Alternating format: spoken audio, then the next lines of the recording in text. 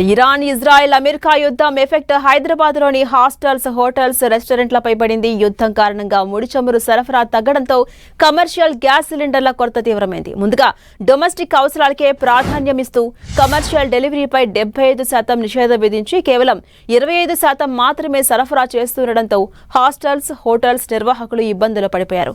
ఇప్పుడు తమ దగ్గరున్న గ్యాస్ 2 రోజుల్లో అయిపోతుందని, ఆ తర్వాత తమ సంగతేంటని వాపోతున్నారు.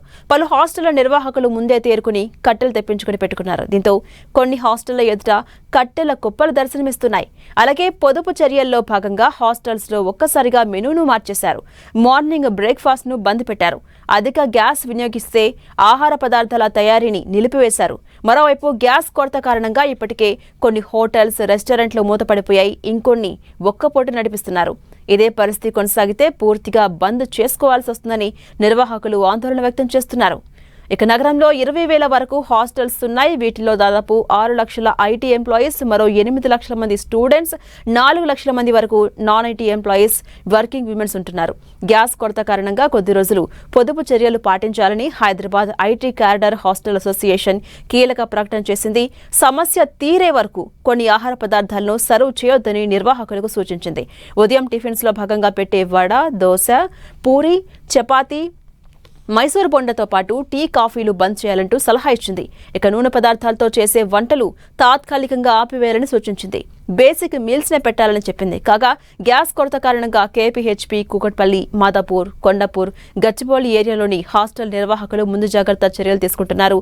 గ్యాస్ సిలిండర్లు రాకపోతే కట్టెల పొయ్యిపై వంట చేయడానికి కట్టెలు తెచ్చిపెట్టుకుంటున్నారు.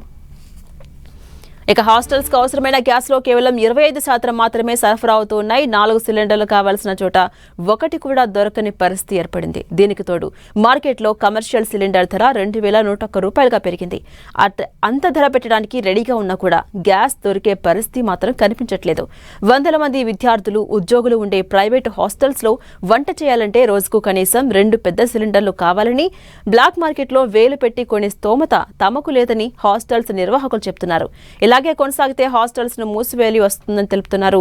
అటు ఆసుపత్రులు, విద్యాసంస్థల హాస్టల్స్ కు ఎమర్జెన్సీ కోటా కింద ఇస్తున్నట్టుగానే తమకు ఇవ్వాలని కోరుతున్నారు.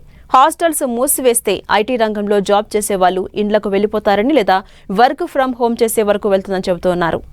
ఇక కమర్షియల్ సిలిండర్ల సరఫరా నిలిపివేయడంతో 90% హోటళ్లు, రెస్టారెంట్ల ఓనర్లు దిక్కుతోచని పరిస్థితులు పడిపోయారు. ఇలాగే కొనసాగితే వచ్చే 48 గంటల్లో అన్ని క్లోజ్ చేయాల్సి వస్తుందని తెలంగాణ రాష్ట్ర హోటల్స్ అసోసియేషన్ హెచ్చరించింది. ఇప్పటికే కొన్ని చోట్ల హోటల్స్ బంద్ చేసుకున్నారు. మరికొందరు గ్యాస్ పొదుపు చర్యలు చేపట్టారు. కొన్ని రెస్టారెంట్లు కొన్ని ఐటమ్స్ ను మెనూ నుంచి తొలగిస్తూ ఉన్నాయి.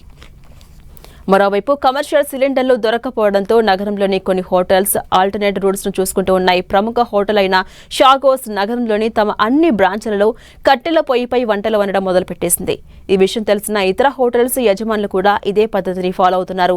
సికింద్రాబాద్, పంజగుట్ట, ఖైరతాబాద్, అమీర్పేట్, ఎస్ఆర్ నగర్, కూకట్పల్లి, కోఠి, అబిడ్స్, దిల్సుఖ్ నగర్, ఎల్బీ నగర్, బంజారా హిల్స్ లాంటి ప్రాంతాల్లోనూ కట్టెల పొయ్యిపై వంటలు స్టార్ట్ చేశారు. దీంతో కట్టెలకు కూడా డిమాండ్ పెరిగిపోయింది.